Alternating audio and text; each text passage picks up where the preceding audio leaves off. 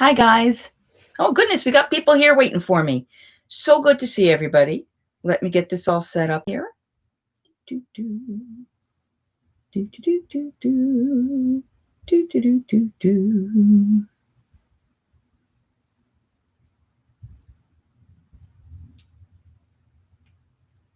Okay.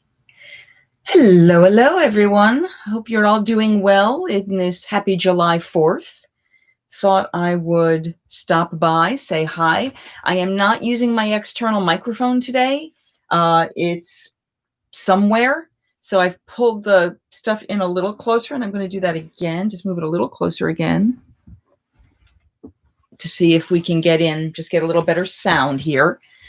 Usually I do this when I'm doing my live chats on Facebook, so I'm hoping this is good enough sound quality. If you can hear me, if everything is a-okay, go in and jump in and say hi so I know you're here, or give me a thumbs up or something on the chat box on the side. Hey, Miss Terry, how are you? Thank you for liking all of the photos. I noticed like today, Terry likes this, Terry likes this. I was like, yes, because they're fun pictures. So, thank you for the like, whoever did that. Welcome back. I know it's been a few weeks. I was going through a little bit of meeting craziness. The meeting is done. And as a thank you for us doing that, we closed our offices for a few days, and that allowed me to go and do a little traveling. So what I decided to do, hello, thank you, Mr. Dave. I'm glad to hear the sound is good. So what I ended up doing was checking out the annual pass holder rates over at Universal, and they were shockingly, surprisingly low. I got a reservation at a moderate hotel, the height of the summer. Usually when things are, hello, Mr. Drew, are crazy. I know, I'm sorry I deprived you, Terry, but I'm back now. I'm here. It's me. We are here. So went and found for $109 a night, because it was the annual pass holder rate on top of everything else. Drew, you're being loved on. And turns out, normally that would have been a $200 a night room, and I got it for $109, which was amazing. So like $245 for 2 nights with taxes, resort fees, everything on top of it. I could have done that at Cabana Bay as well, but I like the aesthetic of Aventura a little better. And I'll be honest, for me, I'm really glad I did that. I mean, it would have been really nice to try the lazy river that they have at Cabana Bay. Technically, I could have walked across and used that pool, although when you ask the people at the front desk, they tell you it's not okay to do that. So, take that with a grain of salt. Hello, yay. So I flew down on Spirit, because by the time I realized that I did want to do it for sure, the prices for Southwest jumped up, but Spirit was still inexpensive, even with buying the whole bell and whistle package of being able to pick my seat, etc. So I got to pick the front row, where there's only 2 people in each row. And it's a much wider, more comfortable seat. The seats do not lay back at all, so you're really kind of up straight, which is the thing I really hate about Spirit. That you barely can squeeze in. If you are a person of size, it is so uncomfortable. So it was tolerable for what I was doing, but it was not necessarily my best choice, for sure. Went through Spirit. Went through the hotel to use their shuttle service. They do not have the Magical Express. If you stay on a Disney property and you come in through the airport, which I have to go and call them and give me my flight details for my next trip, they will have buses available to take you to your resorts and fly you out, drive you out there. And it's all handled by Mears, but it's basically under the auspices of Orlando and of Disney. For Universal, they didn't have that. They do have a shuttle company they work with. I believe it's called ESO. And when you get in, you let them know in advance, but when you get in, then the shuttle company will send the appropriate size vehicle to pick you up and take you back. And then I did 3 days at the hotel. I had my annual pass, so I had all my park-to-park type tickets that I wanted, and then was able to fly back. And I flew back via Southwest. Round trip was like $220, and I had a credit left over from one of my other flights. So for under $200 round trip in the height of the summer, I flew to Orlando. And even with those numbers, Southwest, we'll talk about flights and things as we start going through this. But so yeah, so that was the game plan. I had friends who lived locally who I was going to meet with. I had a friend who works there who lives even more locally, who I was going to be meeting as well. So I had tentative plans around stuff, but honest to God, brace yourselves, I barely packed. I mean, I barely planned. Knowing me, I still went, yeah, in the perfect world, this is the order I'd like to do things. Oh, if I get in at this point, I might be able to go do this. Now, as an annual pass holder, we at Universal, Premier level, which is the most expensive, but the top level, but it's the only one that lets you in during Christmas. So that's why I get it. That one allows you at 4 o'clock on any given day to get express pass for any of the rides once. So the first day, I didn't actually get to the parks till about 3:45, 4 o'clock. I walked in and was near rides at 4. And because of that, I could express pass and walk in. And in 2 hours, I did 4 rides. And the only reason I didn't do more is because I got really sick. And we'll talk into things I've learned about pandemic riding on rides as well. So I got through a whole bunch of stuff there, and then I was able to do a whole bunch of stuff elsewhere. By the way, as always, a reminder: if you've got questions, throw them in the chat.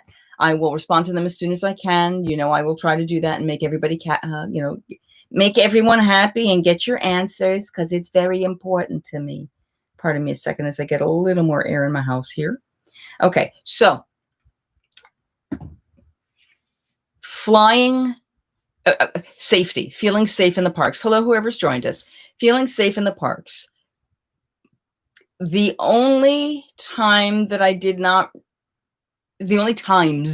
I did not feel safe were on the shuttle, going to the hotel, in the airports, in a lot of odds and ends instances, and then getting in line for one particular ride because the people behind me decided they wanted to stand directly behind me, even though they had their own marker. So, airports. This is your riskiest part of the trip when you're talking about Universal and Orlando and Disney, because everywhere you go when you get into the parks, there are markers everywhere. They are telling you, please put your masks on. They're piping it in over the loudspeakers. Like when you get on the ride, it's like, don't forget to leave your masks on over your nose too. So they are very, very specific. Self-quarantine, but do you happen to know if Maryland is mandating? No, Maryland has not done any mandating. New York is banning people from Florida. Florida has been banning people from New York, New Jersey. Let me not say banning. You have to do a 14-day self-quarantine before they'll let you anywhere throughout the state once you've flown, from New York, Connecticut, and New Jersey, which, Dave, I think is why you were asking about the quarantine, because that affects you, but not me. Hello, Kaushal. Nice to meet you. We are talking about traveling during the pandemic. I just went down to Universal last week. I will tell all of you now, I've been editing the vlogging footage. Okay, so the first 64 gig card, when I took it out and popped it into my computer to start editing, it said, oh no, we can't edit that. We don't recognize it. Would you like us to reformat and wipe it? To which I said no. So now I've got to go to a friend who's going to see if they can address that for me and we can get the footage. If not, I have lost all of day one, which was flying in, Disney Springs, and checking into the hotel and the tour. Yeah, I'm really unhappy about that. So what I've been doing is editing the day 2 and day 3 footage. The other thing I learned, so I was being real proactive, because when you get windy days, you hear this sound on the microphone, which you guys may have seen from prior trips I took. So I ended up buying one of these little fuzzy covers. And I didn't use it on my last trip. I went, you bought it. You need to use the fuzzy cover. So I put the fuzzy cover on.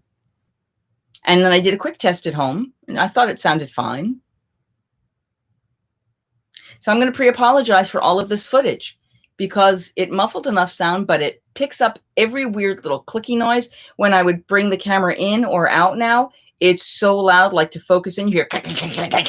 I have lost so much footage because of it. It also muffled so much of my voice that I had to up the settings so that it's now music enhanced so you can even hear me.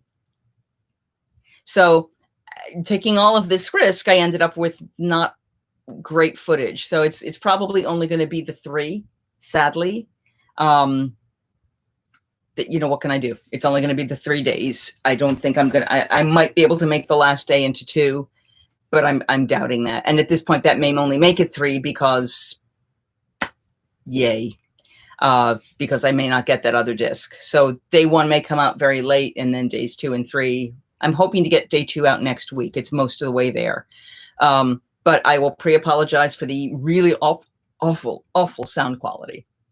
Just putting that out there. So, airports. So yes, they tell you you have to wear the masks. Most people believe that wearing a mask means, or seem to, I should say,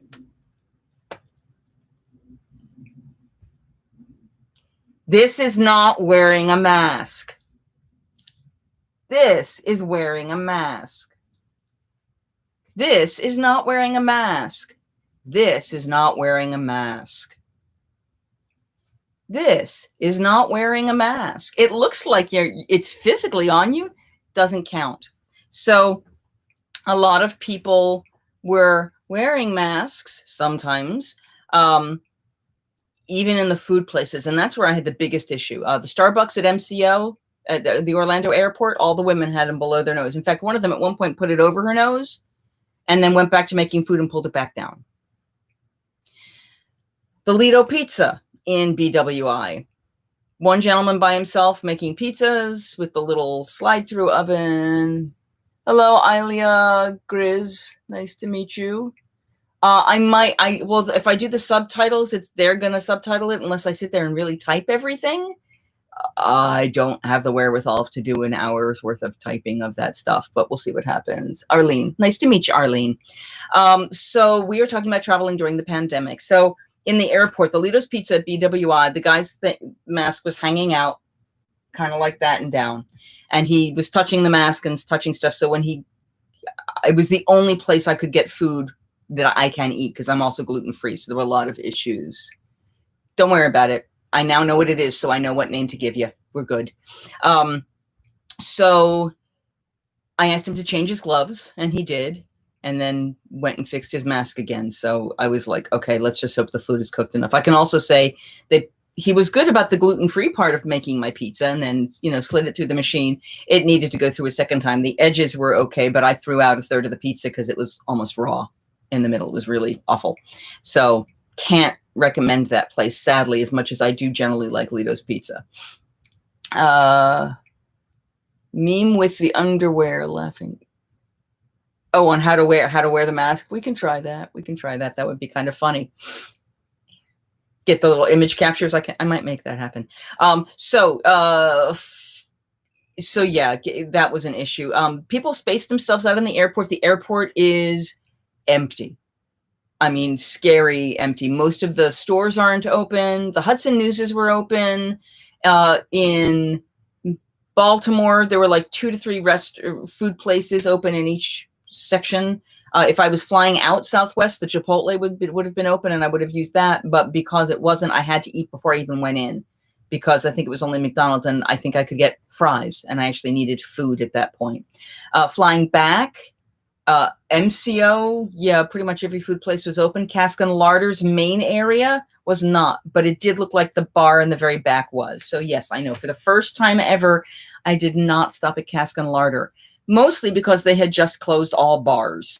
They pretty much said no, because the pandemic numbers kept going up and up and up, and you were getting 9,000 new cases every day there, which was frustrating as heck. So flying down, Spirit tried to fill every seat. Now I was only in a two people seat.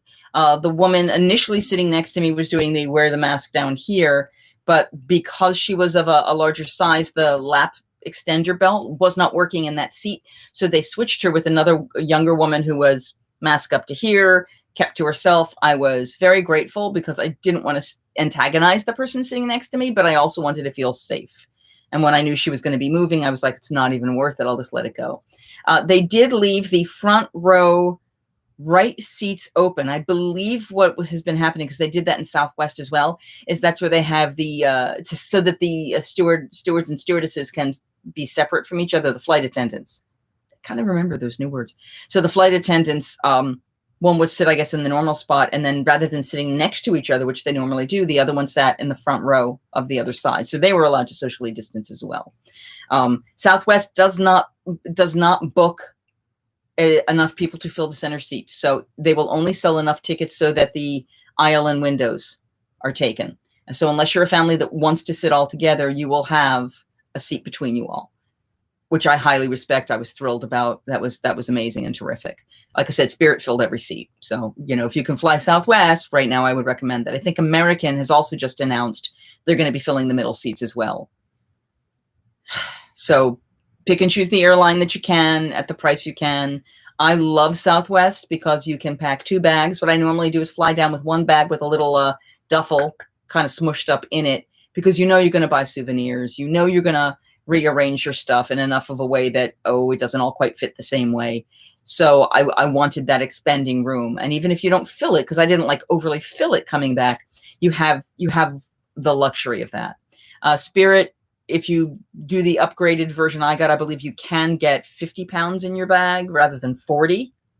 I used my smallest suitcase because it was only 3 days and was able to do it without that. But then you have to pay additionally for each bag. So Southwest, for me, if I can do it, is always the way to go. I feel more comfortable with them. It's all good. It's all good. So airport flight. What do we got? I'm disappointed American Airlines with the middle seat. Come on. Yeah. I did not expect anything classy from Spirit. Yes, I understand, Drew. But it was what I could afford last minute, and with the extra seats. Oh, okay. Sorry, Arlene. Now I realize who you are. Hi. Arlene was one of the people I was meeting down there. For those of you from the North Carolina Fair, she was from the Enchanted Shire, and she she's really cool. She made me this mask with the beautiful, is it upside down? Yeah, with the beautiful musical notes and a little thing to hold my straw as well. So this one, and I hope this is okay. This one fits, it stays up, but it's a little bit loose at the front. I have washed and dried it since you gave it to me. What I may end up doing is doing what I did on my own mask and putting a little tuck here, because when I do a tuck at the chin down here, it actually holds it in place better. My blue mask does that, and it's amazing. Universal Orlando sells their own masks, and I believe the ones from Disney are similar to this, and this is a medium. And what I'm noticing is they're all running small. So yes, I'm a pass holder. So this is medium. The medium's not bad in terms of size. But again, it's very loose up here. I don't know if you can see. Whereas I prefer things that are a little tighter up at the top of the face there. So it is what it is. The fourth option, and this is the one I wore the most, and this is the one that caused me the most problems, not because of how it fit, but because of what happened to me on the rides. So I'm going to show you this, and then we're going to talk about rides. So this is the neck gaiter style. And I believe some people wear it up over their ears. Some people will wear it I wore it below my ears normally. Some people have put little loops onto it so it stays up, like on roller coasters. And on most roller coasters, this does not work well because the wind will blow it down. And I will tell you, this is very loose. I actually did a safety pin in the back to keep it tight enough so it wouldn't keep flying around on me. Pardon me. Eyes are watering from itchies. So, and then here is a little pocket where you slide a filter, so that this one actually gave me a lot of protection in terms of filtration. But yeah, I look ridiculous. So the other thing to show you on this, let me just give you a visual real fast, is you'll notice it covers my entire neck. And if I'm wearing a shirt, it also covers up there. So there's no real breeze on the back of your neck. The one good thing a lot of people say about these is as you start to sweat into them, they start to cool you down. They become almost like cooling cloths. So, rides.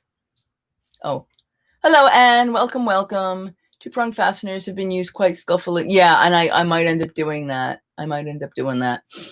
Southwest, doing the nose clippy thingy, and I may on this style try to add something like that, or sew in something that's going to give it some shape and hold. So roller coasters, because I don't do the really crazy roller coasters. The Neck Gator, in terms of coverage, was fine for me. However, I suffer from motion sickness pretty regularly. Arlene's already heard most of this story. When you are, sorry, that's the other problem with the masks, especially if you have lip stuff on, because you get cat fur. Got a lot of cat fur on my nose. Hello, whoever. Oh, that was Andy. If you guys, just let me throw this out there. If you are enjoying the content, just throw me a like, the little thumbs up. Just click on that. It does help build visibility for the content. And as I am trying to grow the channel, at some point it would be lovely to be where I could do live streaming in the parks, which I can't do right now. So it would be lovely for that. So motion sickness on rides. One of the things that helps me with motion sickness, and everyone's a little bit different, is you have to feel what you're seeing, if that makes sense. So if I see a lot of movement, but I'm sitting still, like in a movie theater where they would do that, I can't sit very close to especially during an action film, I can't sit up close. I will start to get dizzy because I'm seeing movement, but I'm not feeling it. So Hagrid's and Forbidden Journey. Forbidden Journey, you're in a harnessed, dangling foot set of 4 seats that you're on a bench that's been magic to fly. Hermione has made you floatable. Thank you very much for the likes, guys. So you get onto that, and then it lays you back and it dangles you forward. I mean, you really do angle. This thing angles you in like every darn position you can imagine, except for completely upside down. But you're moving a lot. Now, one of the ways I usually get by that is I close my eyes during the movie screen parts that get a little too dizzy for me. And I can usually be okay for it, but sometimes it's rougher than others. The far right seat is probably the best for motion. The far left seat is probably your second. And I thought that was my first, because the last time I sat in that seat, it was great. 2 things are changed right now, especially at Universal. 1, the neck. I'm suddenly not getting cool air on my neck. Big issue for me. Cool air on my face, cool air on my neck. Those fans they have blowing on you during these keep me from getting nauseated. That air kind of cools your body temperature as it starts to accelerate. 2. What was my number 2? Oh, yeah. They turned off all the water effects. Like when you get spritzed with water in the ride, like, oh no, it's going to spit on you. Those things that happen during the rides. They turned all of those water effects off. I understand. I thought like the water ride effects would make more sense, but they've heavily chlorinated that water, so it's not an issue. I do not know what the concern was in turning those water effects on or off. I can tell you, not being spritzed by the water on the face that I have, like on my skin that's exposed, and then getting a nice breeze on it to cool me down. No, because it'd be like, oh no, it's going to spit. And then nothing happened. I went, oh, that's right. That was supposed to be a water effect. Oh, now I feel worse. So, thank you. I try to do everything once. There are a few things I won't do. I will not do the Hulk. I will not do Rip Roaring Rocket. I will not do that new Velociraptor coaster that has no official name yet. Oh dear God. And if my footage will come out, I will get you some good footage of the coaster track. There are online some really amazing point of view videos that you can see what riding on it would be like, because I guess they've done some specs of it that have been released. Whew. Intense. Multiple upside downs and crazies, and not for me. Although I did find out after talking with my friend who works there that Rip Roaring Rocket actually never puts you upside down. You definitely go sideways, but then the track flips before you go right side up. So you actually never truly go upside down in that ride. Still not going on it, because that's one of the drops. No. I like my stomach in my stomach area and not up here. So the big thing I discovered, News Raptor ride, I get sick too, but it's a gorgeous ride, and it's across from the Raptor Encounters where all the construction is. So I got to get some really nice close up. Also, if you're sitting in the Harry Potter Hogsmeade area and getting a drink or a butterbeer after getting really sick on Forbidden Journey, you get some really nice views of the coaster track too, and you can sit there and take pictures. How do I know this? What do we got? Hello, Shaggy. I have to be careful with some coasters now. For some reasons, we get a muscle. Oh no, bad. Yeah, neck muscles, and no, that's a bad thing.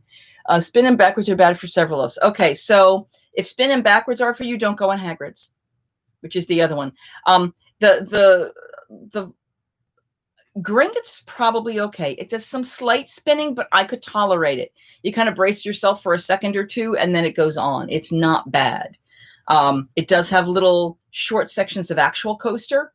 The story I like to share is I had been told it had some partial roller coaster. All right, so you guys get perspective. Right now I was talking Islands of Adventure, which is where the Velociraptor coaster is, which is where the Forbidden Journey is, which is where Hagrid's is, and then they have a kiddie coaster there, the Flight of the Hippogriff. Gringotts, the Escape from Gringotts, which is the one I was just about talking about, is the one that's over in Universal Studios in Diagon Alley. And that one, the beginning of the ride, stuff starts happening. I don't want to give too much story away, but you're staring at the screen and it's like, oh, this bad stuff is happening. And I asked my friends beforehand who had been on it, is this a roller coaster? I was told there was some roller coaster. And oh, no, there's no roller coaster. Really? Because all the reviews said there was, no, there's no roller coaster. Really? Okay. I'm surprised. We get on the ride and bad things start to happen. And the car you're in starts to tilt down. And there's movie screen here. It was here. It's now here as you're facing into a black abyss. And I went, oh, it is a motherfucker. And that's when it took off. And my friends just laughed at me. I was not happy with them because I got so ill afterwards. And ironically, I can say I got ill, but not nearly as ill as I got on Hagrid's. So Hagrid's is a very intense roller coaster up to a point. And I actually did really well on it. I was like, okay, if I scream, and I was screaming and laughing very loudly, which is a trick that was taught to me by a friend. And it goes like your car. If this is your car when you start, there are points when you're doing this and that. And it's very fast. In fact, I still haven't looked it up, but I need to find out how fast Hagrid's.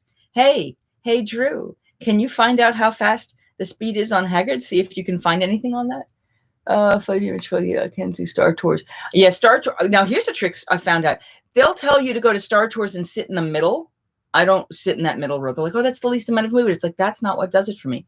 I sit in the back corner, far corner seat, all the way in the left, like the last one seat you can enter into, and sit at that back wall. And that you don't get a complete touch of your head, but you brace yourself a little better. So while you actually physically kind of move more, if you feel the movement, you see the movement, it's more stable. I still close my eyes through a lot of Star Tours. I admit it.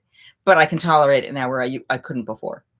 The first time I rode Star Tours was bubbly soda and not moving for a while. So Hagrid's, let's go back to Hagrid's. So like I said, you're going sideways. It's very intense. Speeding along. You do a first fast section, screamed and laughed and calmed my system down, and then I stop, and then it slows down and you go around a section where you get to see Rubeus and some nice animatronics and stuff, and then you take off again. And it's equally fast and maybe even a hair faster. And you're going around. And again, I'm screaming and okay, I think I'm going to be okay with this. I'm laughing as loud as I can. And then it starts to go up this really tall hill. I went, holy hell, no one told me about the hill. And then it started going backwards because it was a fake track. I went, oh, they did mention the backwards. Oh, God. So there are two seats in the Hagrid. You're in a British motorbike. So the seat on the right is up, like you're on the motorbike. And if you are a riskier person, just you get the lap bar, but your upper body is kind of a little more free-flowy. That's not the seat I sat in because I'm a fraidy cat, so I sat in the low seat. And the low seat is the sidecar, and it really cups around you more like a regular roller coaster, but it really cups around your sides. I will eventually put up some pictures if I haven't already, or I think I sent a picture to one person, but you can see how much it kind of wraps. Because it wraps, you don't have as much motion. And as we started going backwards, I went, I'm starting to get dizzy because you start going backwards quickly and then it slows down. But as you start going back quickly, I'm like, I need to see the movement. And I couldn't get any farther than like this. And because I couldn't this, like to my side, because I couldn't get all the way around to see the movement I was feeling, my body decided not to like me.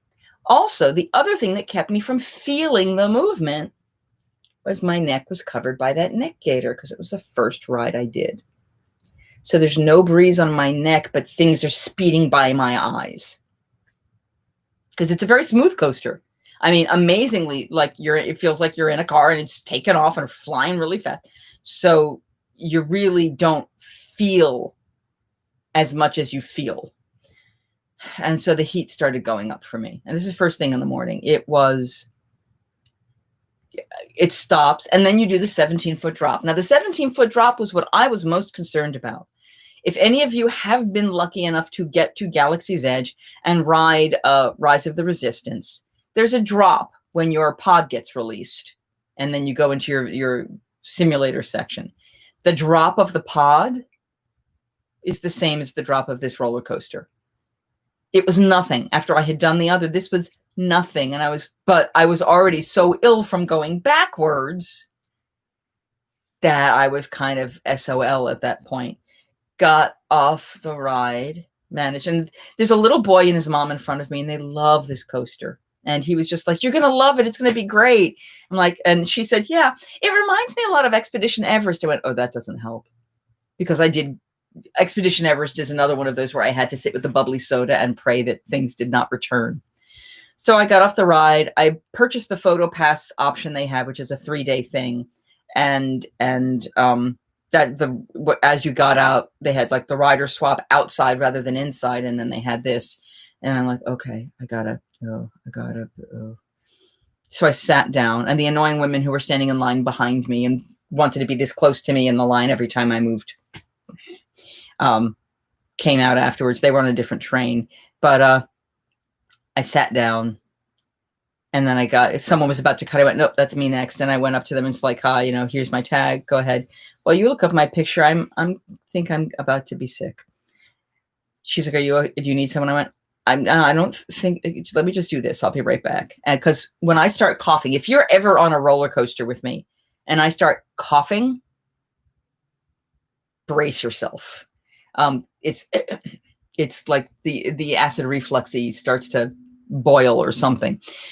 So I walked off, and they had you're against a fence, and there's mulch and a couple straggly trees, and I'm trying to stick myself like half behind this sticky bush thing that isn't really blooming yet. And the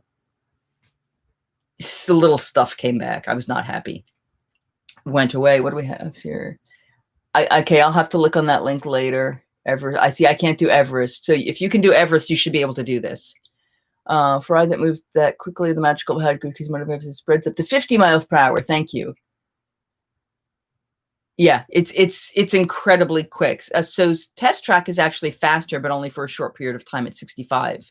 So that makes sense. Yeah, it really feels. And if you're up in that thing where you're up in the air with your hands on the handlebars and just a lap bar, you will feel all of that motion. And as much as I'm a scaredy cat, I have a feeling I would have been better if I had done that, where I felt it on my arms and my body, and I could have turned to see what the heck was going on when I went backwards. I absolutely think that would have saved me. 50 miles per hour. Thank you very much, Mr. Drew. Okay, so yeah, yeah, it was. So suffice to say, I came back. She's like, are you going to be all right? I did the thing, and then she called somebody, of course. I didn't hear, they have a code V at Disney. I don't know if there are codes when they say, can we get someone over to the such and such ride? We have a code V. That means someone just threw up, because V. So they didn't have that, but she had some kind of a thing that didn't say, hey, this person's about to puke. But they got someone over. And the other thing is, when you are getting that nauseated, your body, at least for me, my body temperature rises. So I will get more sweaty, etc. It's already in the 90s. It went up to 97 plus a heat index and humidity that made it feel like 107 by the end of the day. So we're not talking cool. So I have lifted up the neck gaiter because I don't want to take my mask off because I'm in public and I don't want to. So I've lifted up the mask gaiter to lean into the mulch to try to deal with this. Ugh. I asked permission to take the mask off. He said yes. I pulled the whole thing off. He brought me water. I drank the water slowly because even that couldn't move too fast.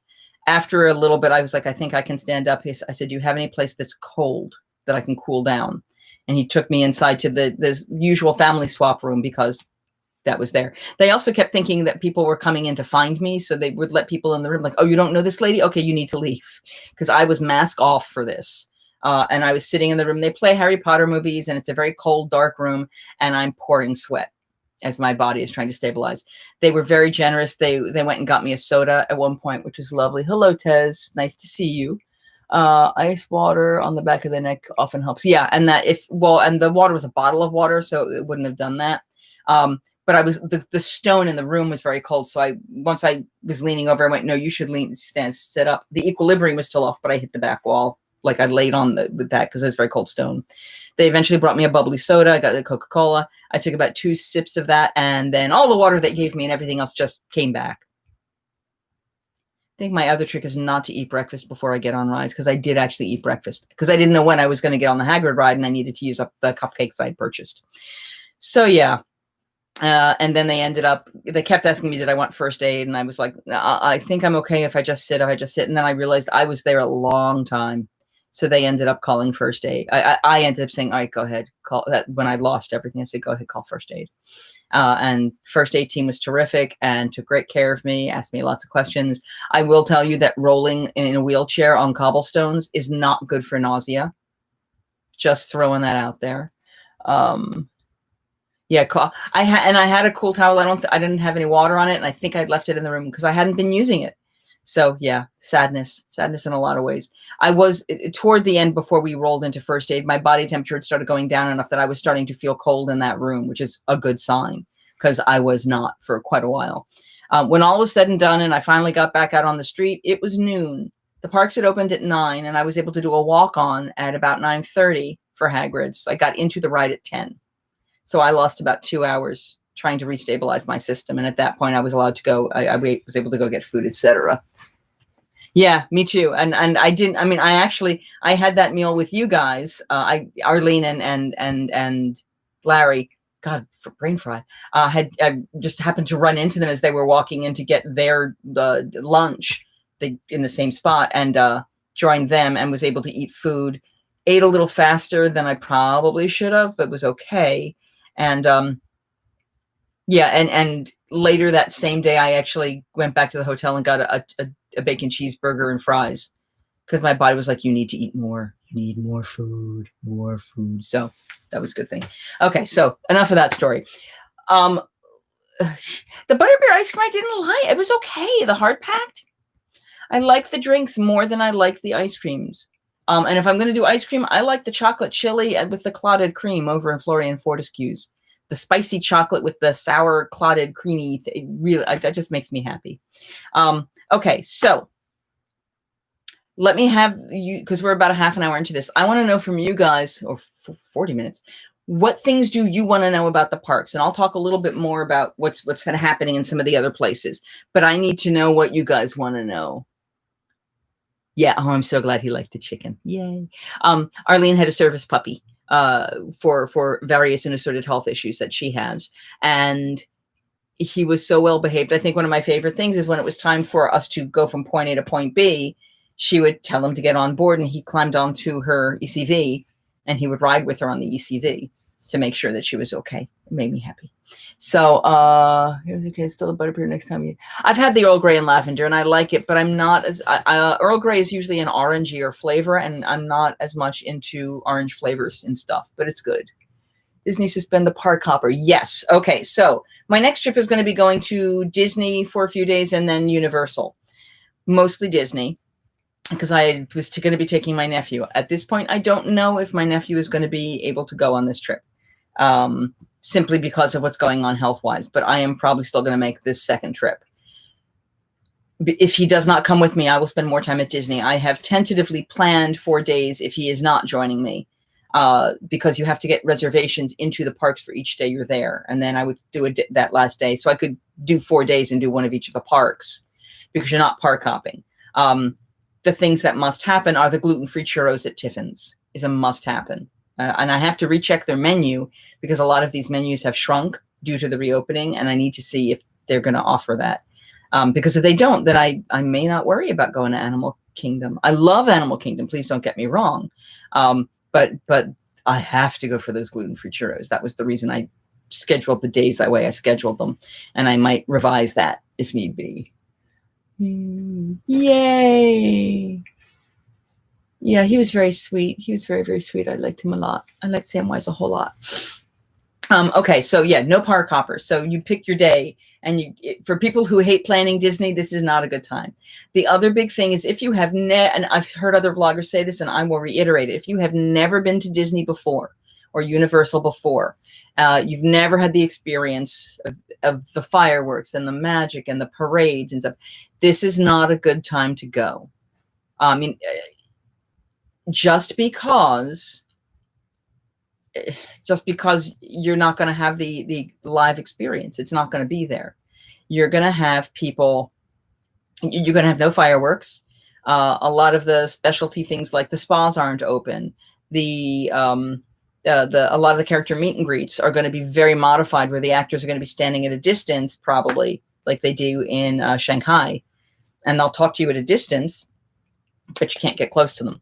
Now, I will tell you, let me go back to Universal for a second. All of the street characters are out there. They are distanced, with the exception of the stilt walkers. And even they try to be distanced. They're 6 feet up or 4 feet up above you, so that's helpful. But they physically, they're walking around near you. They're not bubbled off. Homer Simpson and Bart Simpson are either on like the balconies or the lower level kind of verandas of places that are closed, or they're in their mobile camper thing. The Shaggy and Scooby and that whole gang, the Mystery Gang, are socially distanced from you, so they'll have stuff on. Now, originally people were not masked when they started doing the character stuff. Now every character is masked, with the exception, I have been told, of Marilyn Monroe. Every other actor has a mask, including my friend who does stilt walking as a mummy god. So he's got, and they're all color coordinated with their outfits. Like when you see the Mystery Gang from the Scooby-Doo show, each of their masks are colored to their outfit. It's kind of fun. My friend has a brown mask, which you almost don't see with his tanned skin because he's been out in the sun for so many years. And then he has these amazing contacts that make his eyes glow blue. So it's very dramatic.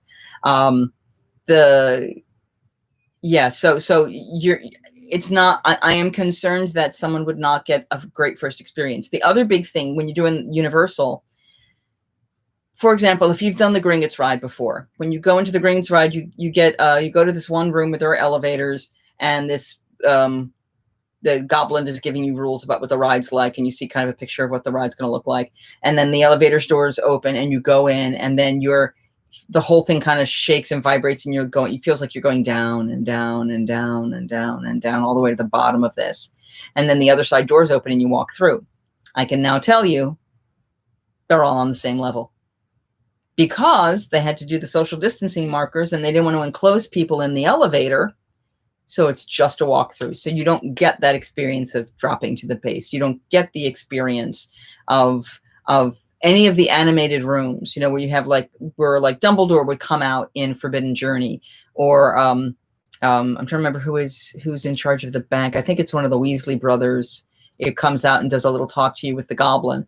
Or in Hagrid's ride, I think it's the father of the Weasleys talks with Hagrid or something. So there are these movie vignettes as you're stuck in the rooms.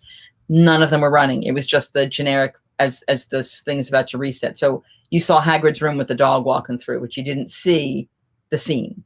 So you're missing out on those kind of subtleties that help create that world.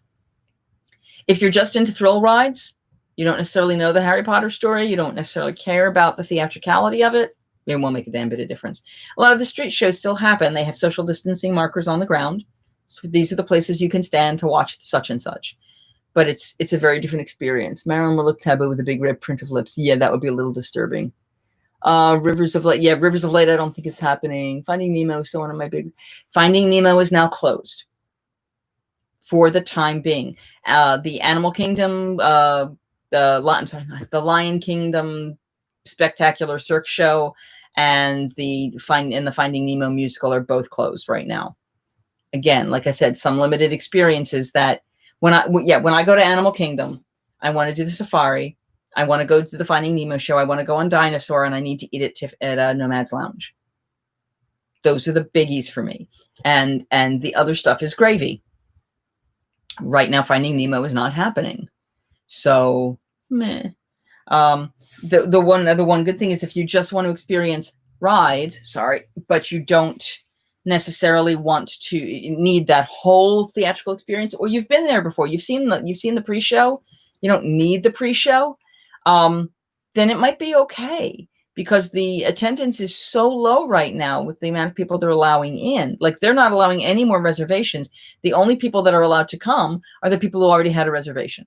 I was originally booked at the Port Orleans French Quarter, specifically because I was going to be doing most of my chunk of my Disney time at Disney Springs, and the boat would have been really lovely. Now, given the current situation, sadly, they have rebooked where I am staying at the same price.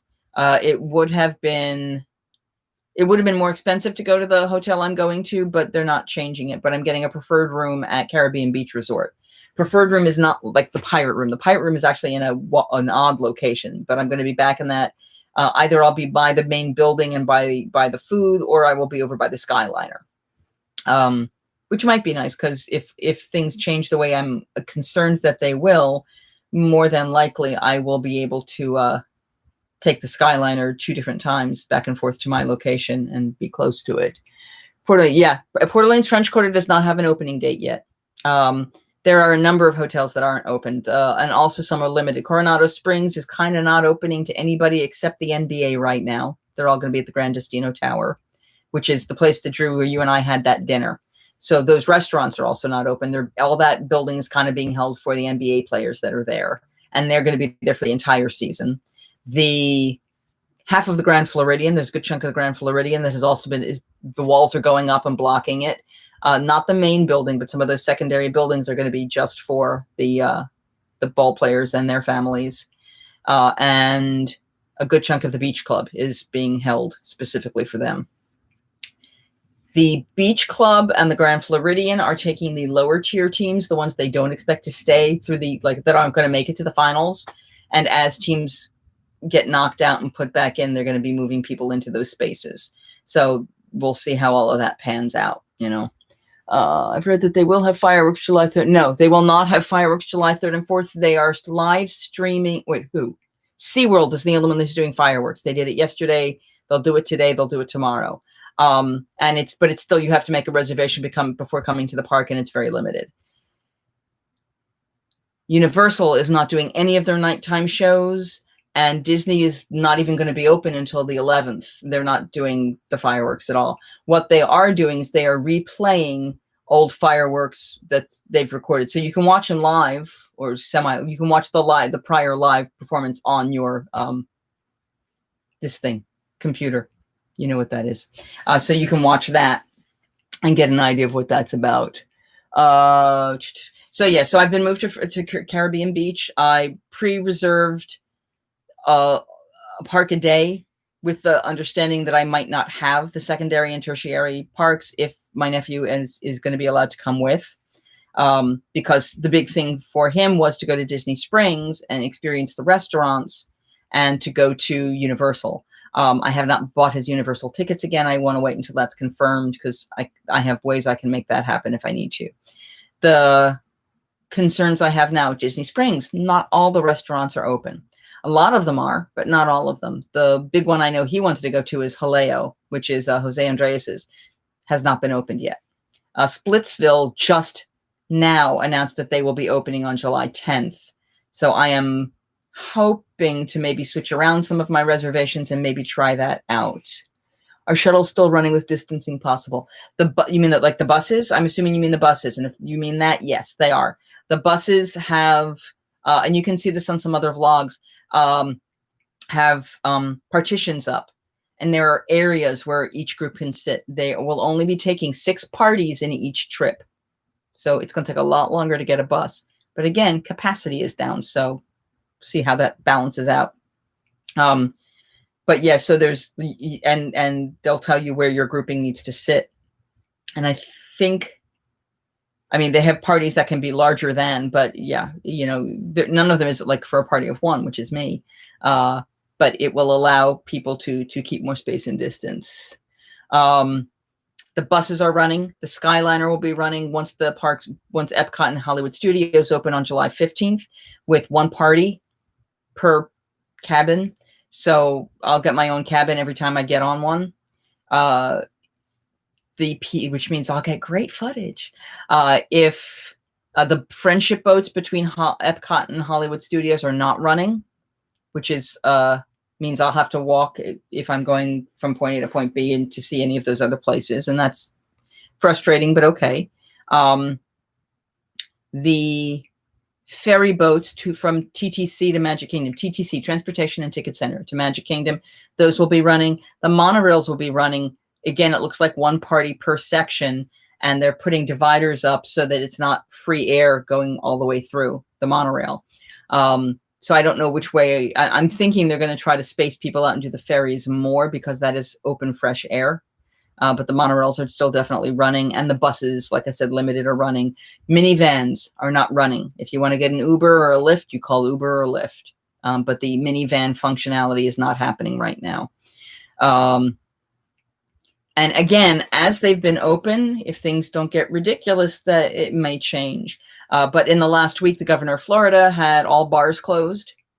So if 50% of at least 50% or more of their sales, I believe, are not alcohol, they're still allowed to be open. But I can tell you, in Universal, I came downstairs on my last day, which is when that closure happened, and I'm looking over at the little 3 or 4 seat bar that's in the lobby for the pool. It was closed. I was like, oh, I guess they just don't open till later. And then I realized, no, they didn't open. Aventura Hotel over at Universal. If you're a group of adults, highly recommend it. The bar top restaurant, it's more of a lounge, so it's got small plates. But I got a salad and some really amazing chicken wings, and they had like maybe 10, 15 things on the menu. But every single thing on that menu could be made, with few exceptions, could be made gluten-free when you look at it. I mean, it really was like great options. The bar drinks were unusual. And again, I may or may not have that footage to show you, but there were interesting drinks. But you could get, standard stuff there. And the views were extraordinary. It was 17 floors up, and glass all the way around, so you could see incredible views. The pool is very quiet because it's just one tower and it's not a bunch of kids going there. The big thing I will say is, and you'll see this in the video footage, if you were traveling in a party of more than 1 person, other than the shower and toilet, there is no way that someone can stand at the bathroom counter and not have light bleeding through into the rest of the room. So you're going to have a little less quiet there, or darkness there. Interesting drinks. Odd blends of flavors. They were okay. None of them made me go, oh my God, this is the best thing ever. How could I have never had this before? There was you'll have to pull up the menu from Aventura. There was a raspberry one, like raspberry, I think they called it, but it was a raspberry drink.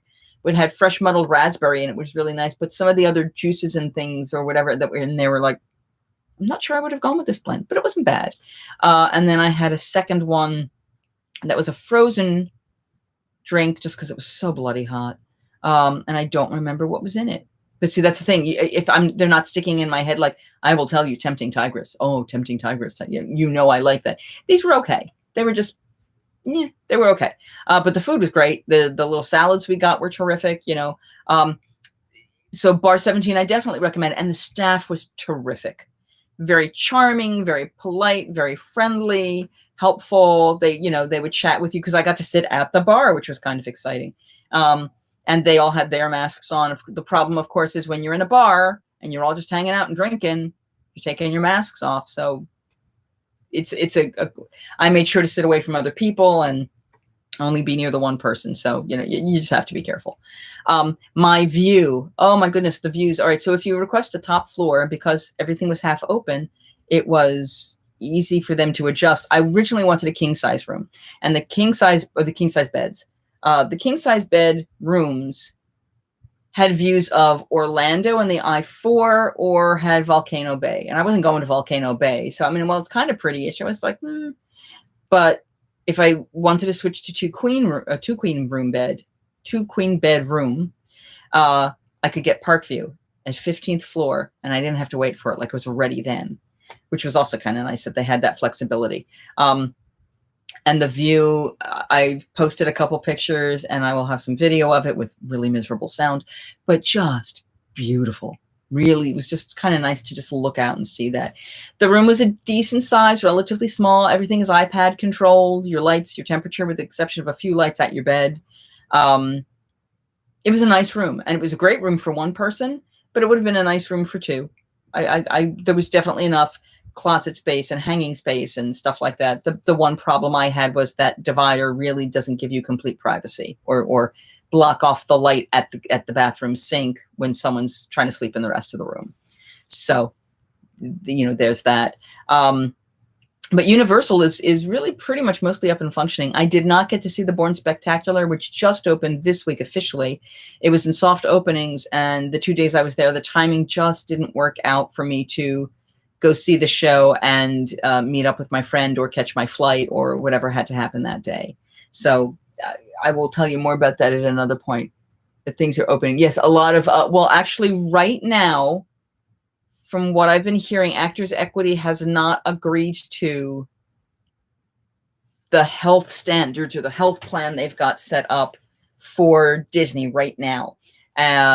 So I don't know what they're going to be doing with actors. They're in a stalemate and sussing that out. I think the big problem I heard was that there are issues with testing not being included as part of the protection and healthcare plan. And I mean, like COVID testing, not necessarily like temperature screening, because that they do. So we shall see how that all works. Let me see what else is got here. So we are getting close to an hour, and I'm okay going longer if you guys are. I mean, it's not like people are rushing out for fireworks tonight. But I also don't want to keep people, hanging on if they do not need to. So if you have questions about the parks or about the trips, let me, throw those out there. Let me know what things you're curious about. I can give you a lot more information, obviously, about Universal because I've been there. I can share what I know that I've heard about Disney, but with stuff not necessarily having opened yet, that's changed. I am kind of sad. If my trip had been planned in like even a week and a half earlier, the August trip, I could have potentially been able to be upgraded to like the Contemporary. I'm so sad. Because like I said, the hotels are opening up, the resorts are opening up slowly. Right now, DVCs are open. And that's, I guess, to get the staffs kind of up and ready. Then they're going to start slowly opening other hotels. So for people who were at the higher end resorts, or the value resorts, might have been booked at a value resort, All-Star Sports, movies, music, they're all being moved to Pop Century. And before my place opened, Pop Century, before a Caribbean Beach Resort opened, they would probably initially try to put me at Pop Century. I know one person who did say, I didn't want to stay at a value resort. I wanted something that was nicer. So they put them in Contemporary at no additional cost. It's like, wow, that would have been nice. And Anne says, Universal Express Pass, is it worth the extra cost? Okay. It depends on the time of year. It depends on how crowded it is. How long a wait are you comfortable waiting in line? Like, can you do 20? Is 20 minutes okay? Is that a respectable amount of time for a wait? Because if it is, with very few exceptions, you probably don't need it right now if you were traveling right now. As they start increasing capacity, as if and when numbers are stable enough that they feel safe enough to do, I think the hotels are at 30% right now. They might be. Oh, here's the other thing. And if you don't want to get the Express Pass now, and I would say don't get it now, you can buy it in the park or you can buy it in your hotel when you get there, and it won't change price. And I would say for right now, that would make more sense to me. I mean, if you stay at Hard Rock Hotel or the Royal Pacific, because Portofino's not open right now, if you stayed at the other two, then Express Pass is included. I would not, but you're not getting cleaning in your room. So once you check in, no one's coming in to clean your room. They can bring you towels wrapped. They can bring you stuff if you need things, but you're not getting that exceptional stellar service that you'd be paying for normally. So if you're not getting that, the only thing that would make those hotels more valuable is that Express Pass. And lines, a lot of lines were walk-ins or 10-minute waits. I did a half an hour for Hagrid's at first thing in the morning. I mean, it was probably about 20 minutes into the day. On a normal day, that line would have been 2 hours already, and I would have had to have done a virtual queue, and I could go stand in line. Now, the virtual queue is being offered for that, but I couldn't get the internet at Universal to work. It was a pain in the ass. We did get the Art of Animation, no cleaning, got a $50 gift card. Now, are you booked to go now? Is that what you're saying? Is that you had that? Because what I had before is when I would check in and say, yeah, I don't need cleaning, they would give you that coupon. Now you're just not getting cleaning. Now this is Universal, but that sounds like what they're doing over at Disney as well. So I have not heard anyone say, well, I didn't take cleaning and therefore I get a gift card. It's like no one's getting cleaning. So I don't think you're going to get that bonus back, sadly. Got a gift card the last time. Yeah. And I've done that before. I've, for $10 per night, I guess after the first night. And no one has said anything about that this time. So something to keep in mind. In fact, actually, when Drew and I went the last time, we stayed at Caribbean Beach right before everything closed. They did come into our room though at that point. So yeah, never mind. But we had originally said we didn't need to have cleaning, and we were going to be fine with them not coming into the room. And then they did come into the room, and we hadn't left a tip. So I was like, how do I take care of this? So a lot of things are going to be basic for low. Exactly. January trip family group. Okay. So, so you're booking for this year. So your January trip was this past January or the upcoming January? I'm just trying to figure out, because you won't get that. Like I said, right now, they're not talking about giving people the gift cards as far as I know. So it's more limited. So going back to Universal, I don't know that you need the Express Pass right now. And I really would say, go to the parks and buy it that day. You don't need to buy it outside. Once you go into the front, into like the first souvenir shoppy type areas and guest servicey areas, you can buy it right there. But most people I know who have been traveling, especially if you're used to the big crowds and the lines, they're really not bad. I liked the Express Pass for those 2 hours at the end of the day. I only really used it one day though. The first day I got there, I was only there for those 2 hours, and I just, like I said, I jumped on a bunch of things. I didn't do Dudley Do Right because it's that drop. But I did do the Popeye ride, and I was put on. Sometimes you're going on by yourself, but the Popeye ride I went on with one other, two people, a mother and daughter, I think it was, and yeah. And I took my neck gaiter off because you don't have to wear it on the water rides, so you don't get your water stuff wet. And whoever had it before hadn't pulled the protector thing down well.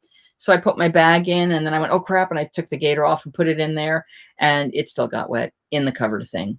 My bag was okay. It was like damp on the outside, but the mask, I had to move it from one thing to the other because there was water coming into one of the sides, which really pissed me off. Passed. Okay. So yeah. So it's what I'm seeing now is it's just, you're not going to get cleaning. You don't get the gift card, which I would love. I mean, I would have done that for, because I'm staying for 3 nights for a $20 gift card and not have cleaning would have been fine. Or if they're automatically giving you that credit or something, that would be fine. But as far as I know, they're not doing that at all, which is unfortunate. So yeah, I'm trying to think of so I've talked about flying there and flying back. I talked about the airports and like I said, yeah, the airports are where people are just more of that, much more of that. It was also interesting because the place was so empty. I ran into 2 of the vloggers I follow, Tim Tracker and Rixflix.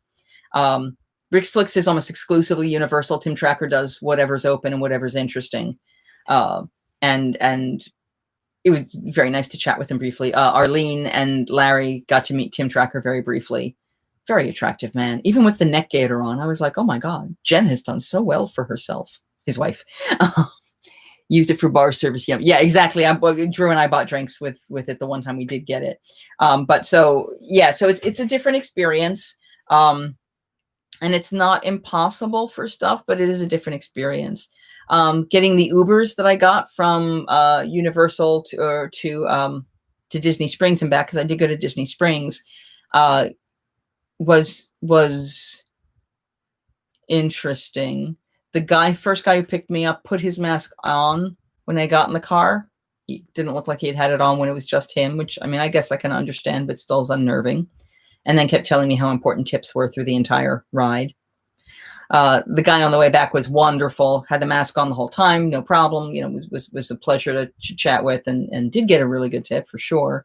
I mean, the other guy got a decent tip, but I was like, really? You gonna, the food at Morimoto. I'd only ever eaten in the bar before, and the stuff they had at the bar was good. They've limited their menu, obviously, again, because what can you get in and what can you do? And there's certain days they're doing certain foods. Yeah, he was very sweet. Tim Tracker was very sweet. But I got his version of a bibimbap. So I got to actually try an Iron Chef recipe. And I don't mean the man happens to be an Iron Chef. I mean, it was one of the things he won on Iron Chef with, which was using a whitefish as the protein on a bibimbap, which is a Korean dish. Comes in this very, very hot bowl. And then they with a raw egg, and then the searing hot, they take the fish off and they lay it on the sides of the bowl. So the bowl starts cooking it. And then they crush up the egg and cook that into the rice and then reshape it and put all the fish back on and then give it to you. Really, really good. Really good. Oh, and Drew, if I ever get you back there, we're going to Morimoto. They have a specialty cocktail. Let me clarify. They have a specialty bourbon from Maker's Mark that is made specifically for them. And the head chef of that restaurant actually helps build the palate for the bourbon. Just saying. I got to have some in this drink. And if I was not worried about being by myself, I might have had another shot of the bourbon alone. Very orangey, which I don't always think of for my bourbons, but so good. So good. I'm really sad because on that footage I lost, I believe it was one of the managers who came up and brought the bottle to me, because I had my vlogging camera out, brought the bottle to me and explained about how it's done and everything about it. It was so exciting. Which Larry would love, the Morimoto's, the bourbon. Is that what you're saying, Arlene? It was really good. The spring in Disney Spring Sprinkles, the cupcake place, you have to pre-order your stuff or you can go to the ATM. And I highly recommend Morimoto then if you can go there. Oh, really good. Really, really good. The sprinkles you have to order. So you have to get the app. So if you were a cupcake fan and you want to get a box of cookies and stuff, go to the app, get the app set up first, because I'm standing there in pouring rain trying to place an order, standing next to the people, because that's the only way they can do it. And because I wanted more than just the cupcake ATM. And they were very sweet after I went through all that struggle to make it happen, in mask with my umbrella, trying to make all this work. They ended up, they gave me one of their gluten-free cookies because I hadn't had them before. Sprinkles, gluten-free chocolate chip cookies for the win. Really good. Really, really good. Yummy, yummy, yummy. Drew says, we did not go to the Morimoto's earlier incantation. I think you mean incarnation. And the quality had gone down. Morimoto's quality had gone down? Is this a Morimoto somewhere else in the world? Because you and I never talked. I don't know that I've gotten you into Disney Springs to do all that stuff. I don't remember. I've only been to Morimoto's bar with Debbie and Dawn, and then by myself a couple times. But I'd never, because I thought, I'm gluten free, and there are not a lot of things I can eat on the menu. I'll be honest, but oh goodness, we went with. Oh, Universal. That was Cowfish. No, you're thinking of you're thinking of Emerald Lagasse's place, which was called Chop Chop. TCHOUPCHOP. Chop Chop. And yes, it had gone down significantly. Matt and I went there and it was incredible. And then you and I went there and it was not. And I believe that place has closed. Or maybe that was the other one. Yeah, it was Lagasse. It was Lagasse. So, because that was my second time back there, and it really, yeah, no, it was not particularly exciting. No, Morimoto's you have not been to. There's only one Morimoto's, and it is in Disney Springs. It's called Morimoto's Asia. It's across from Raglan Road, which I think we did eat at because we met my friends there. And yeah, I need to take you. You need to go to there. You need to go to there because wow. Vegetarian menu for Morimoto's. With the limited menu, I don't know, but well, actually, I know they had an entree of just really nice sautéed fresh veggies, because I asked them if there was any way they could make me a mini portion of that. They also had, I think they had a dish that was a tofu-based dish. So yeah, there are definitely options for vegetarians. So I think he could get that. I got, when I would sit up at the bar, I would have the poke. They had, and I think they had edamame as well as an appetizer. Edamame is the only appetizer that I could eat that wasn't gluten-free, but it is vegetarian. So yeah, he definitely could get some stuff there. And one of the things actually for your knowledge, Arlene, is that Disney has made a pretty strong statement to have at every single restaurant, even their quick services, has to have at least one plant-based option, at least one. So every single restaurant has a plant-based entree or more, one or more. So he will always be able to find something at these places. And God knows Disney is amazing at modifying. I mean, Morimoto's is its own entity, but it was nice. And I got a nice view. I was sat by the kitchen so I could watch them cooking while I was doing all of this. So yeah, I want to go back to Morimoto's for sure. I did not book it again for this next trip because I wanted to try more places. Like I've never done Splitsville, and if that is open, I might want to try that. I hadn't done Haleo, which is not open unless they re-announce that they're opening. I can't get in there. I love going to Homecoming for drinks, but I can only get the church lady eggs and maybe one or two entrees and one entree, I think, and a bunch of sides. So my options, as much as I love it, and I will always recommend a Homecoming to people if they're not gluten-free, I just have very little I can eat there. Yeah, exactly. Oh no, every Disney Springs restaurant, every single place has a plant-based option. Now, like the Daily Poutine has a vegetarian option. I don't know that it has a vegan option, but like I know one of their poutines is actually basically mozzarella and marinara sauce on the French fries. Because that's, I think, one of the ones I can have. So that, yeah, every place has, even if it's a veggie burger, there's always a plant-based option. Always. That they went out of their way to, it was about a year and a half ago that they started saying that, that we need to do this because there's enough people out there that really want that. Hello, who's ever joined us? What do we got here? Yeah. I can find myself down there just visiting my friends. No parks, just parks. Yeah, exactly. I mean, originally what I was going to be doing with my nephew was just doing Disney Springs restaurants for a day and not going to the parks. So we will see how that goes. Hello, nice to meet you, Dreamscape. Wait a minute. Do I know you? I think I know you. I'm not sure. So hello and welcome. We're talking about pandemic and what's been going on lately. Arlene's interest. There you go. Arlene, look in the chat. I know I see it over here, you see it over there. But if you look in the chat, Drew just gave you a link on the Disney site that talks about a lot of the plant-based options and vegetarian options available. I'm going to be there the Christmas week. Now, right now, I can't get tickets into the parks. Well, let me clarify. My annual pass is supposed to expire. All right, so because of the pandemic, my original annual pass was supposed to expire around June 13th. And then the park shut down in March. So they extended it for the length of time that the parks are being closed. And they've just added those dates back. And it now takes me to October 8th, which covers the trip I'm doing now. And I may try to do another one because why not?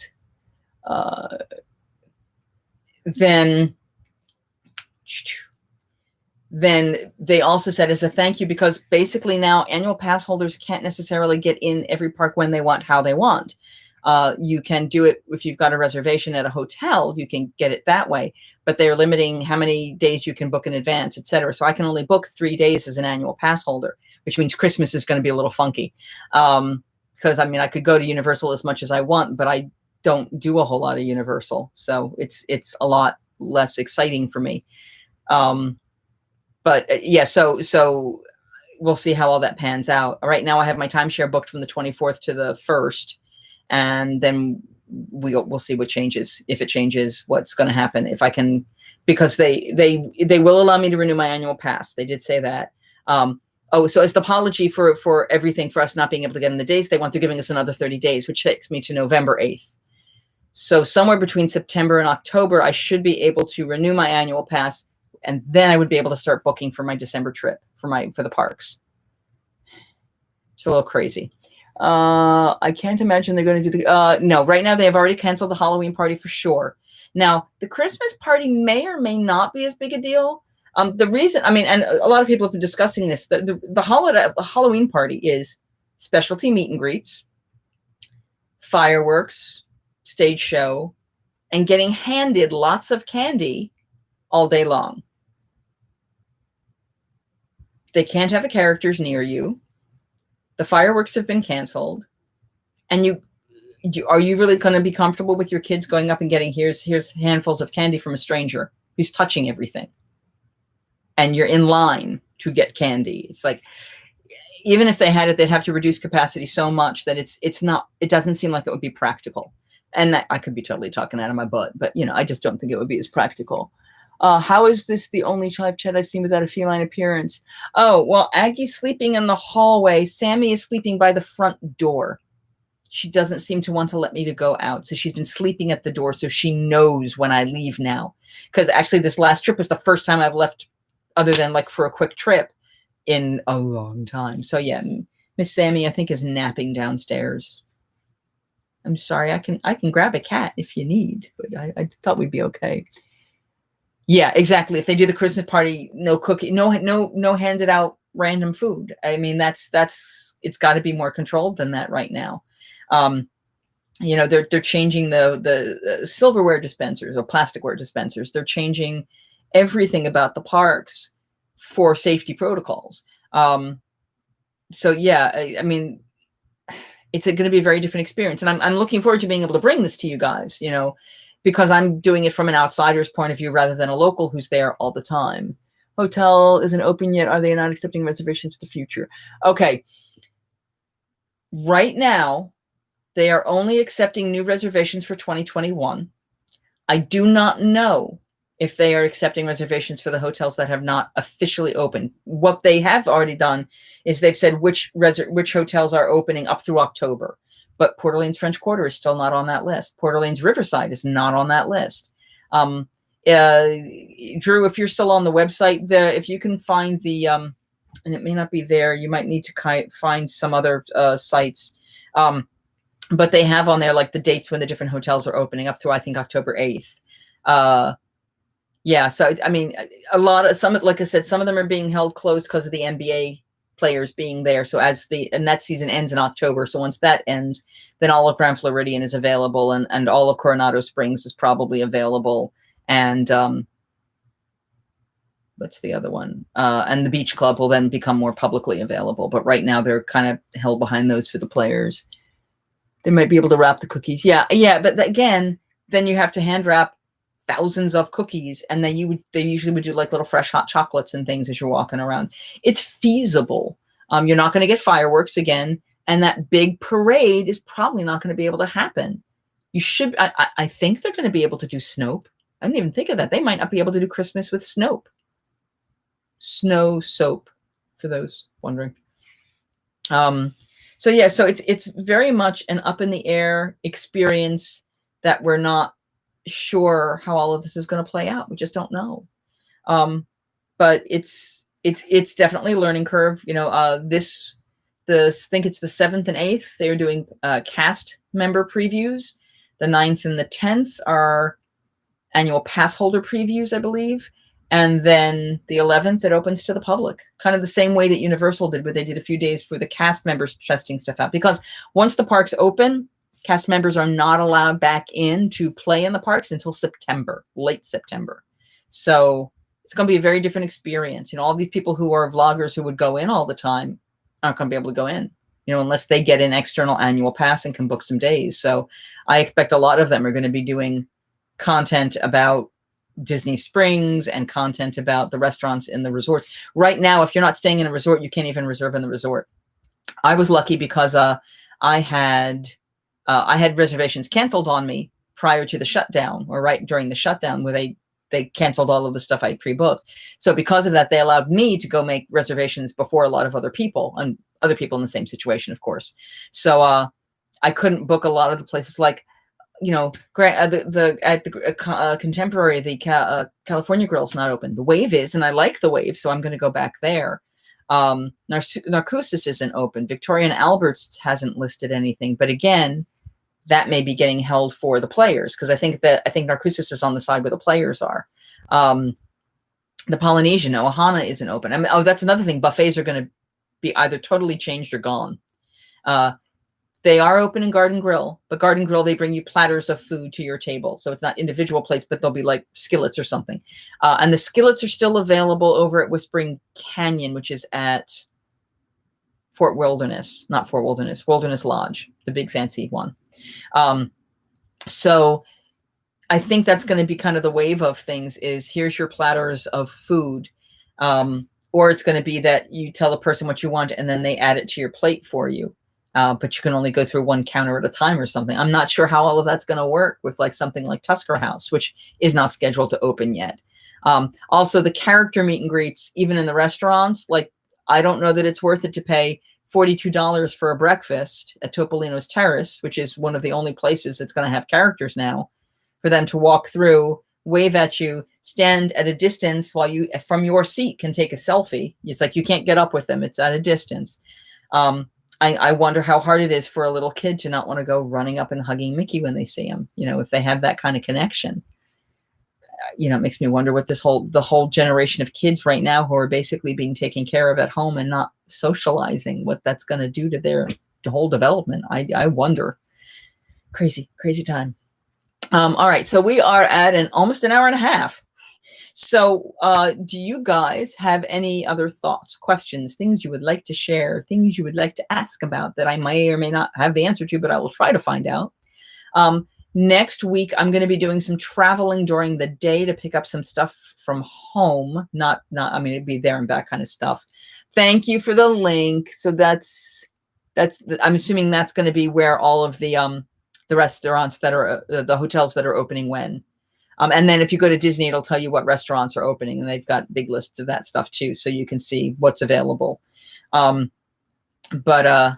So next week I will be traveling, so I expect, the hotels and when they're opening, which, exactly. So Arlene, go ahead, or Anne, you can go see the list over on here about what hotels are opening when, so you get a better idea of that.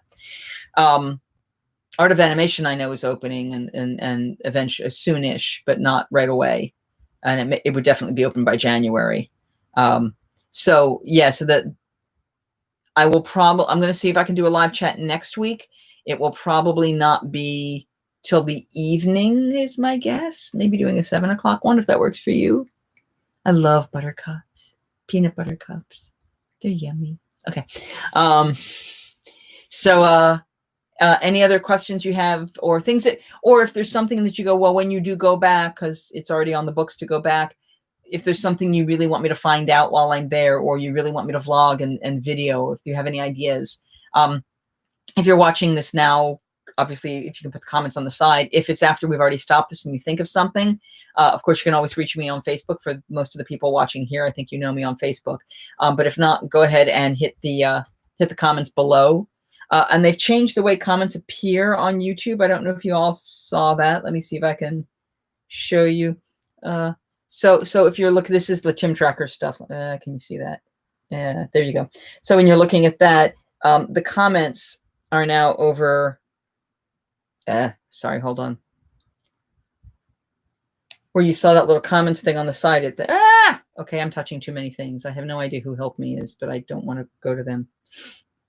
But you'll see a little like up and down arrow in that you can open and close the arrows on that, so you can get a little better idea of it. We should have to see, yes. Again, if you got any questions or things you want to know about, let me know. But I think I'm going to try to look at 7 o'clock-ish next Saturday as the next live chat. And if all goes well, you will have Universal footage from me this week coming out, or next week.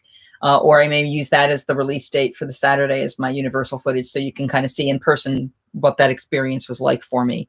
I appreciate all of you guys kind of being in here and hanging out with me and spending, you know, some of your holiday day with me. It's a very different year. It's a very different year. But I am glad that I have the flexibility and ability to check that. And it's been 8 days since I got back. Doing well and healthy. For all of these of you who are concerned, I am actually going to go and get a test just to make sure I'm not asymptomatic, because I figured that's smart. What do we got here? Doesn't feel much like a holiday, but meh. Exactly. Yeah. Well, you can watch the Disney fireworks on your computer. If you have Disney Plus, oh my God, watch Hamilton. Oh my God. It's, yeah, just brilliant. Really just, and as much as I appreciated listening to it before, I'm really appreciating it now. It is extraordinary seeing the personalities coming out of the work. Larry left me unattended, so I'm glad you're, oh, well, good. Shame on Larry, and I'm glad you were here to enjoy. Yeah, I watched Hamilton last night. I watched it twice yesterday, actually, and I'm probably going to go watch it again soon.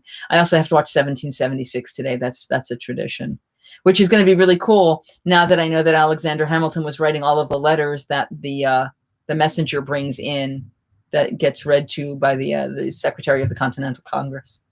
Just ties those worlds together. Makes me happy. Yeah, absolutely. It was, and in the footage I'm going to have from the footage I'm supposed to release this week, one of the rest areas. Oh, this is the other thing. They have resting areas in the different parks. And there are places where there's a lot of space that's usually semi-shaded, sometimes not, but it's a place where you can take your mask off and just chill for a little bit if you're overstressing, if you need that. And Larry and Arlene and I got to chill in the one that was the Sinbad Theater. That and the Fear Factor theaters are both two of the rest zones, and then they have 2 more in the parks. But I was laying down on a bench and looked up at the ceiling, and I just started taking video of the gantry up there. Oh my God, it's amazing. Just watching I'd never really looked up, you know, and just looking at the details of like, so that's how they got to, oh my gosh, it's so gorgeous, fascinating, really makes me happy.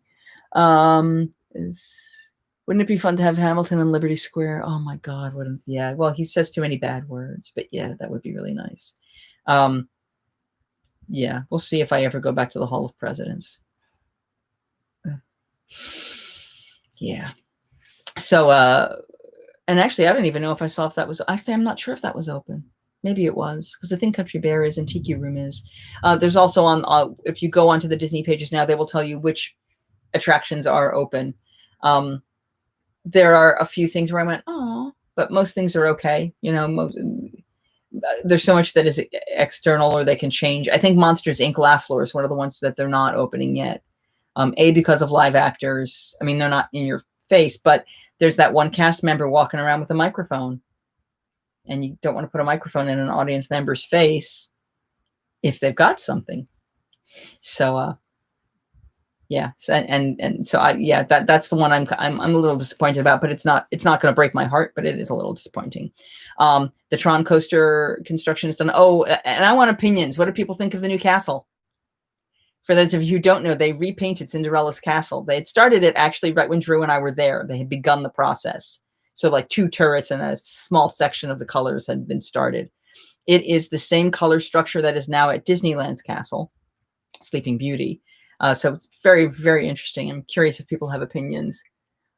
So the answer never says his name. Oh, did they say the president's name in the other one? Maybe they did. I'd have to go look at some old video footage. The new castle looks a bit funky, but I'll get used to it. It's certainly brighter. It is brighter. In person, I guess it's going to be even brighter, but I saw a couple people who got some pictures, like photograph pictures of it, and with the right filtering on it, it's really pretty. It just has that in the sunset kind of majestic look, like it looks like it's being hit by beautiful warm sun tones or something. Looks like a baker's cake now. Okay. Let's talk Cinderella's castle looking like a cake.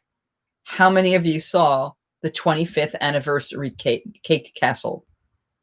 Like the castle, they really decorated it like a cake. Gummy bears, not gummy bears, gumdrops, frosting. It was a GD cake. Ugly as hell on the 25th anniversary.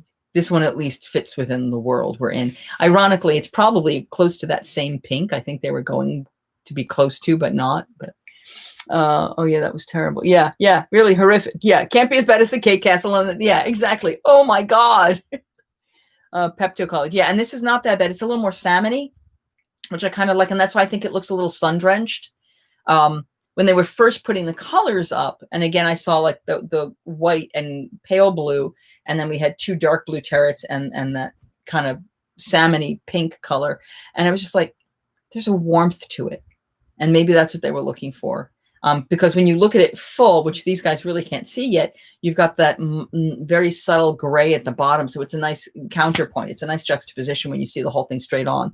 There are a couple pictures that have been released, I think, by Disney now that you can see, and just pretty, just real pretty. Salmony Pepto. There you go. See, it's not, the other one just was like, for those of you who understand, it was trinket pink. The castle was trinket pink and looked like a cake. It is not that color now. It's got a little more warmth. Like I said, that salmony, that warmth, that orange into the subtleties of the pink that I just think is prettier. It'll be interesting seeing it with the projections. Yeah, well, if and when we can have them again, yes. A lot of people who are locals or, the vloggers have said that because the sun is so hot in Florida, they expect that over time, it's going to start to fade into a much subtler set of tones. And maybe it will. I would expect they would keep repainting it. Oh, it was a pleasure, Anne. Thank you so much for joining. I'm glad you could be here from part of it. Yeah. So we're actually after an hour and a half. So I'm going to close this sucker up. If you do have more questions, things you want me to talk about next time, throw them in the comments below, throw them in over to Facebook when I start asking about topics for chats again. It's been a pleasure. Thank you all for liking and for being here and sharing this time with me.